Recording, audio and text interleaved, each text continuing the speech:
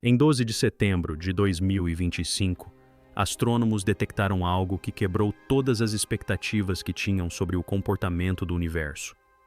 Um objeto colossal surgindo da escuridão do espaço profundo, com uma cauda estendendo-se pelo céu 5 vezes mais larga que a lua cheia, tão enorme que até mesmo astrônomos amadores com telescópios de quintal conseguiam vê-lo.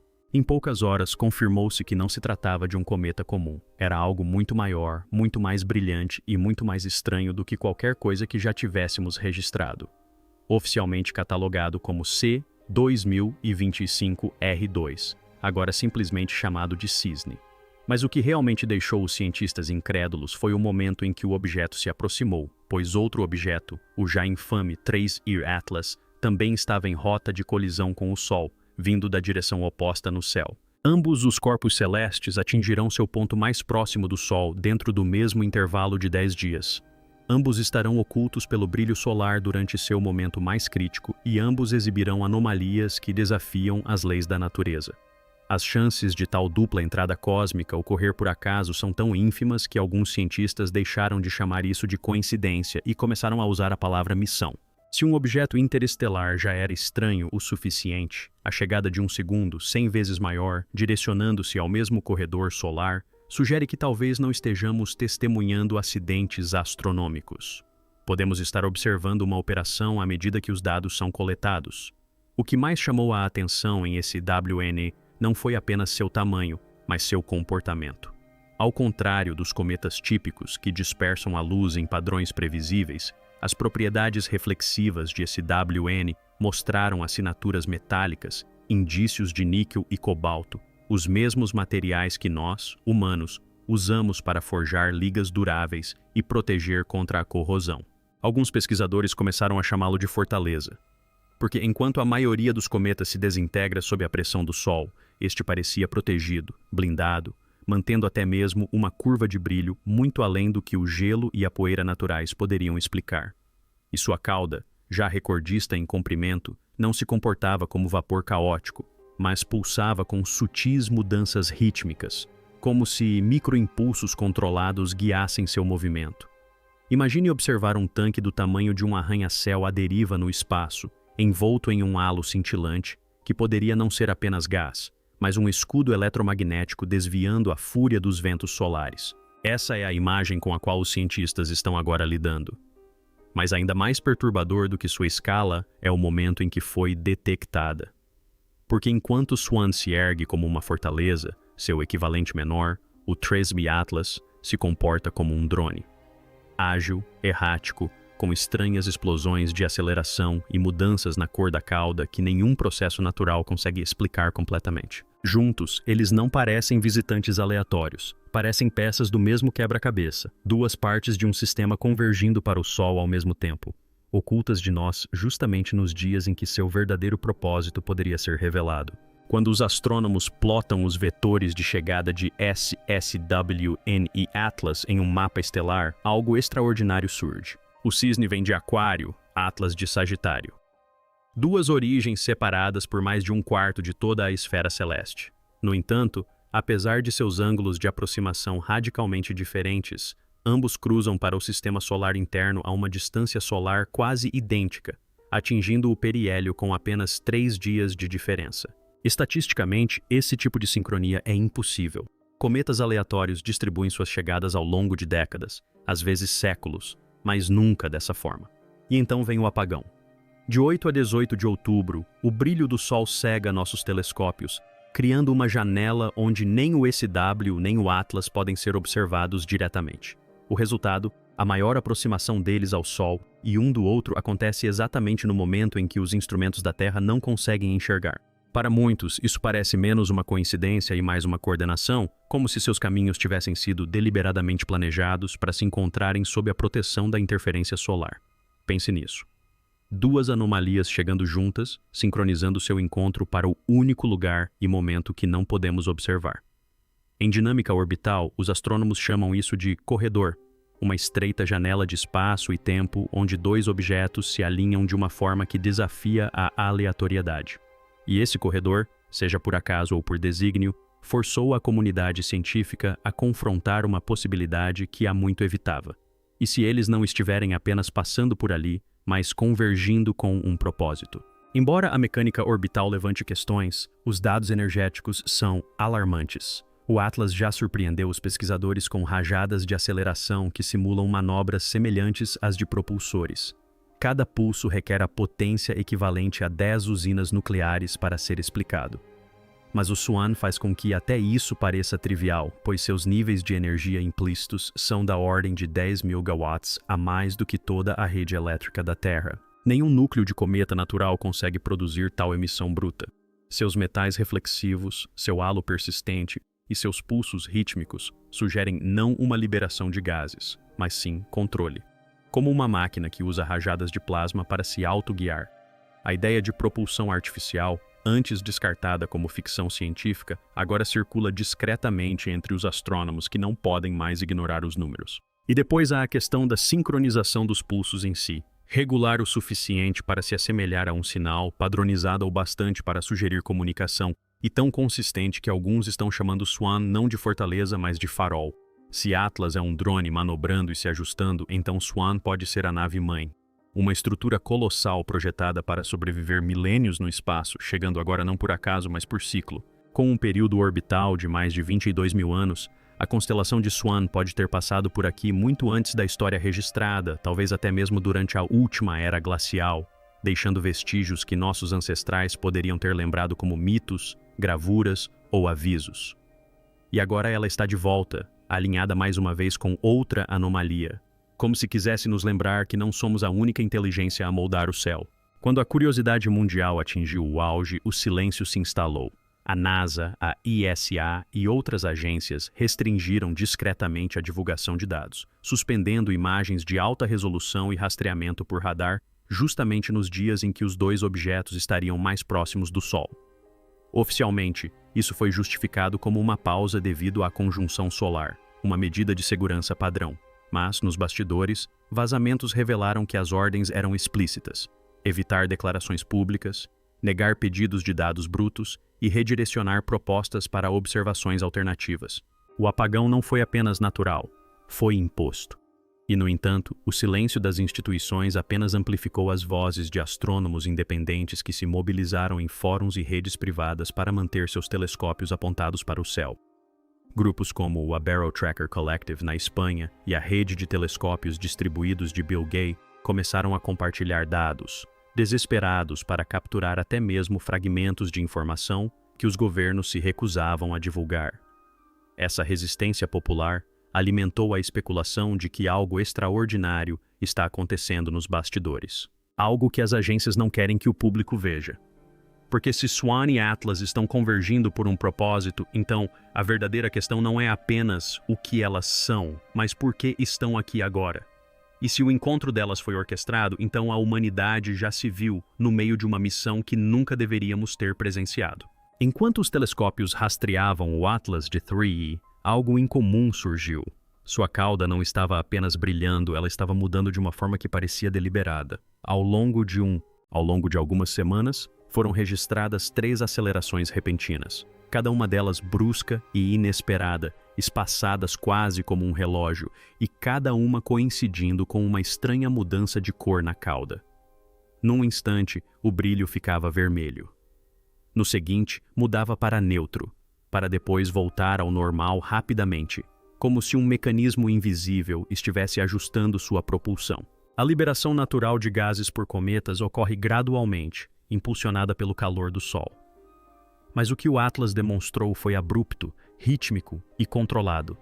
As estimativas de energia sugeriram que a potência necessária para cada impulso era equivalente a de 10 usinas nucleares operando em plena capacidade. Para um pedaço de gelo e poeira, isso deveria ser impossível. Para uma máquina, faria sentido. Enquanto isso, a estrutura gigantesca de SW espelhava esse comportamento em uma escala ainda maior. Sua cauda gigantesca não era caótica, mas pulsava com microexplosões que a impulsionavam sutilmente, como correções de curso feitas com precisão. Ambos os objetos, um pequeno e ágil, o outro vasto e imparável, pareciam estar manobrando dentro do sistema solar, não como andarilhos, mas como participantes de um plano. E a parte arrepiante era esta. Seus impulsos não eram aleatórios, pareciam sincronizados. A dinâmica orbital é a única coisa em que os astrônomos confiam para revelar a verdade. Mas, neste caso, a verdade é perturbadora. Os cometas Swan e Atlas, embora vindos de direções completamente diferentes na galáxia, alinharam-se para ocupar o mesmo estreito corredor de espaço e tempo. Seus pontos de periélio, os momentos em que estavam mais próximos do Sol, acabaram ficando a apenas 50 milhões de quilômetros de distância um do outro, uma distância menor que a distância entre a Terra e Marte. A coincidência de seus horários foi de apenas 3 dias, e tudo isso ocorreu exatamente durante o período de apagão solar, quando os telescópios terrestres estavam ofuscados pelo brilho. Para os observadores de cometas acostumados a séculos de dados, isso é inédito. Normalmente, os visitantes interestelares aparecem esporadicamente, às vezes com décadas de intervalo, suas órbitas espalhadas pelo tempo e espaço. Mas aqui temos duas anomalias cruzando o mesmo corredor em sincronia, como se ambas fossem guiadas por um cronograma, um relógio que marca o tempo em uma escala além da compreensão humana. É como se o Sol não fosse apenas um centro gravitacional, mas um ponto de encontro, um ponto central para missões que só agora começamos a perceber. Quando o acaso falha, o planejamento surge como a única explicação possível. E agora, até mesmo as vozes mais cautelosas da astronomia admitem: isso parece ter sido projetado. Quando os cientistas compararam a produção de energia dos dois objetos, a descrença transformou-se em pavor. O Atlas, com seus impulsos repentinos, irradiou rajadas equivalentes a 10 gigawatts, energia suficiente para abastecer grandes cidades. Mas a luz teria seu enorme casco metálico sido projetado para capturar radiação e convertê-la em propulsão? Alguns pesquisadores marginais chegaram a argumentar que não se tratava de um cometa, mas sim de uma estrutura semelhante a uma fortaleza. Sua vasta cauda brilhante seria um subproduto de um escudo de plasma. A possibilidade mais intrigante, porém, é que sua energia não fosse para viagens, mas sim para comunicação. Um farol transmitindo não para a Terra, mas para algum lugar muito além. Suas emissões pulsantes carregariam dados através do vazio. Se isso for verdade, então esse W não está apenas visitando, está fazendo reportagens, e nós não somos o público-alvo. À medida que ambos os objetos se aproximavam do periélio, as instituições nas quais confiamos para obter informações confiáveis começaram a se calar. A NASA, a ISA e a ISR ou reduziram as atualizações, restringiram os dados em tempo real e negaram solicitações de acesso às observações brutas na internet. Informações que antes eram públicas de repente se tornaram confidenciais. Quando questionados, os funcionários alegaram revisão interna e tempo de inatividade da conjunção. Mas, nos bastidores, astrônomos sussurravam sobre ordens explícitas para manter silêncio.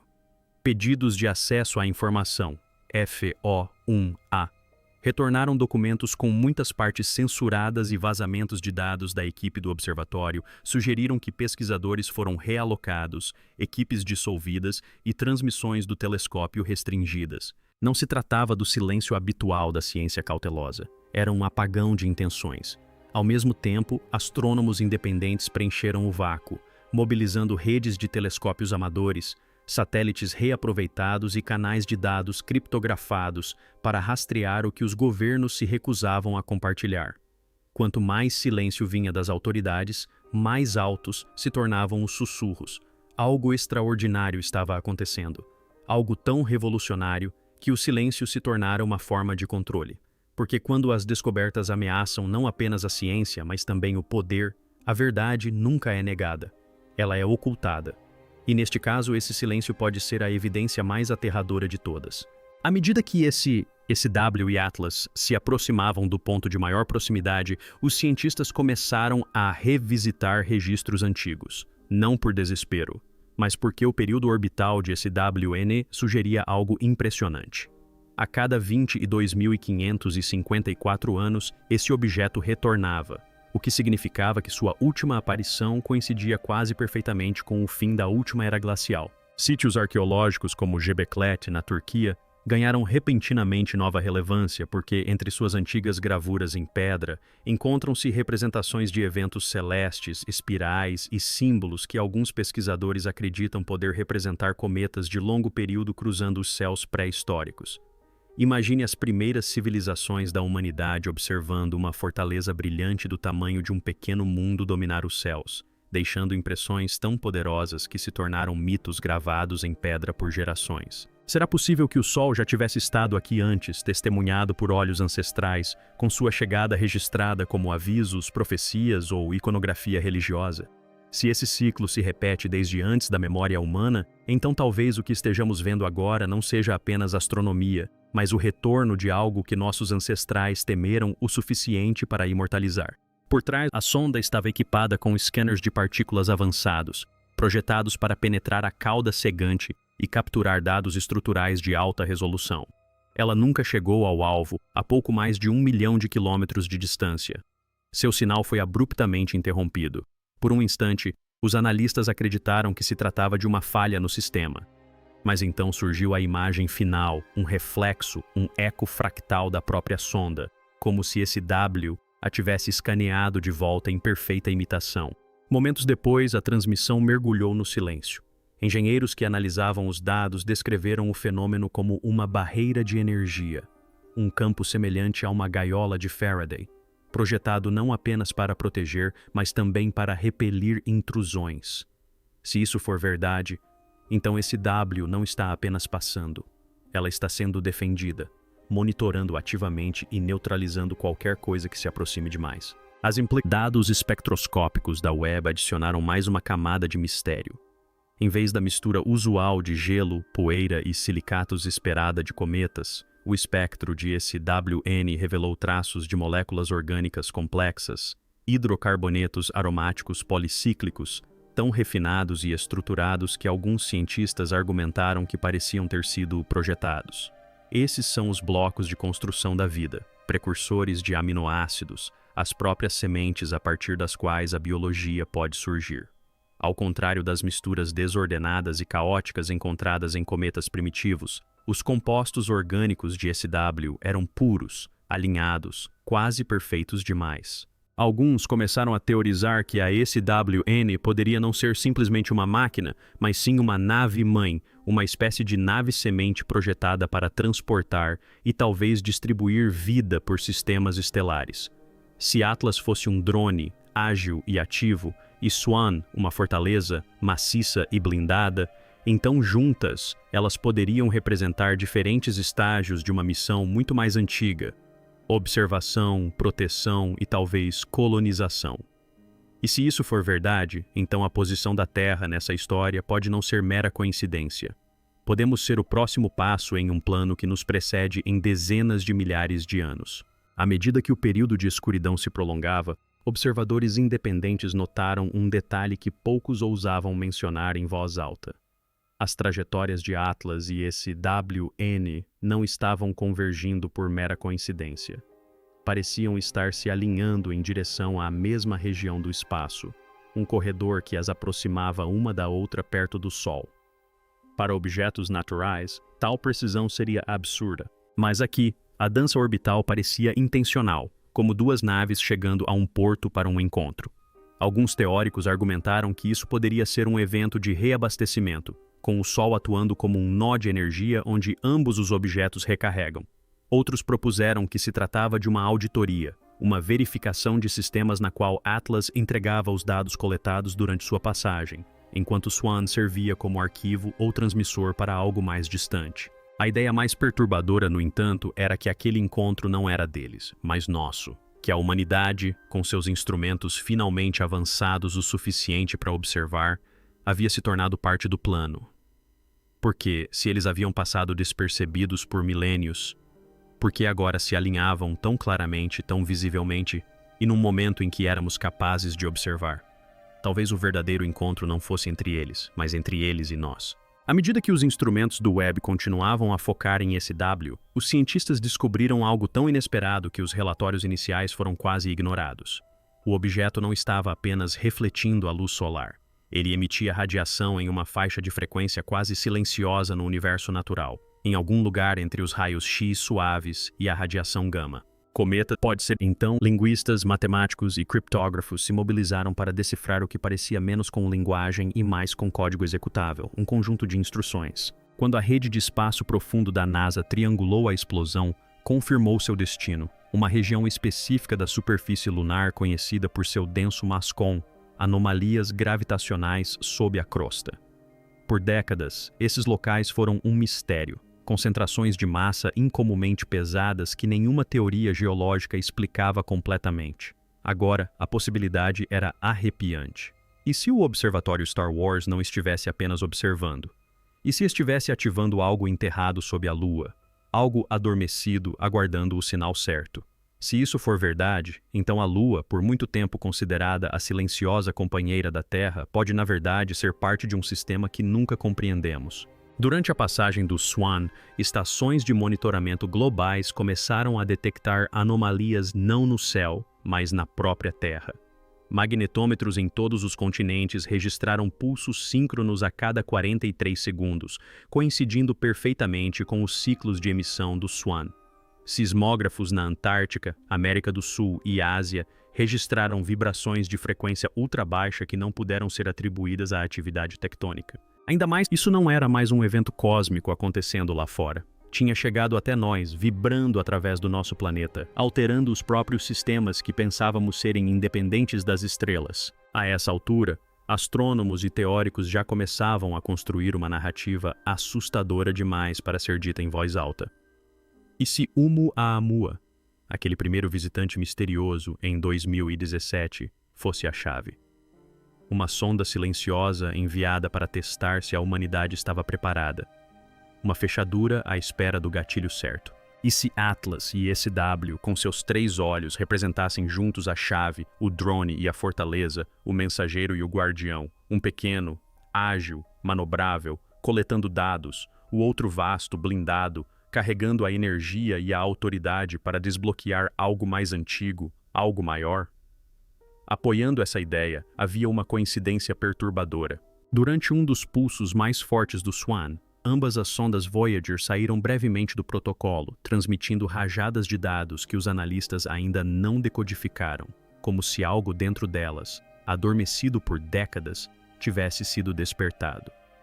Se isso for verdade, então a chegada do SWAN não é o início de uma história. É a continuação de uma que começou muito antes de nós, com ciclos inscritos na própria estrutura do espaço. E se acabamos de acionar a sequência de chave e fechadura, então o que quer que aconteça a seguir nunca deveria ter sido evitado. Era inevitável.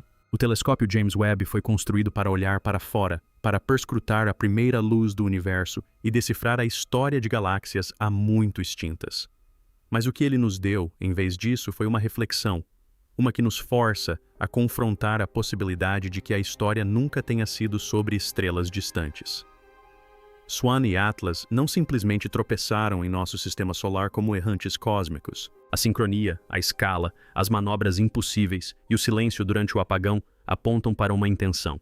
Uma fechadura e uma chave, um drone e uma fortaleza. Um encontro não destinado aos nossos olhos. E, no entanto, nós o vimos mesmo assim. Isso muda tudo, porque significa que, pela primeira vez na história, a humanidade pode ter interceptado não um objeto aleatório, mas uma missão, uma sequência, um ciclo mais antigo que a própria civilização.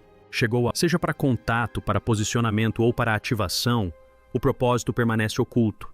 Mas o silêncio de nossas agências e o bloqueio imposto aos nossos telescópios dizem mais do que qualquer comunicado de imprensa jamais poderia. Queríamos respostas. Em vez disso, recebemos um espelho. SWAN e Atlas não são apenas anomalias celestes. São a prova de que talvez tenhamos cruzado um limiar, um ponto em que o universo começa a responder a nós.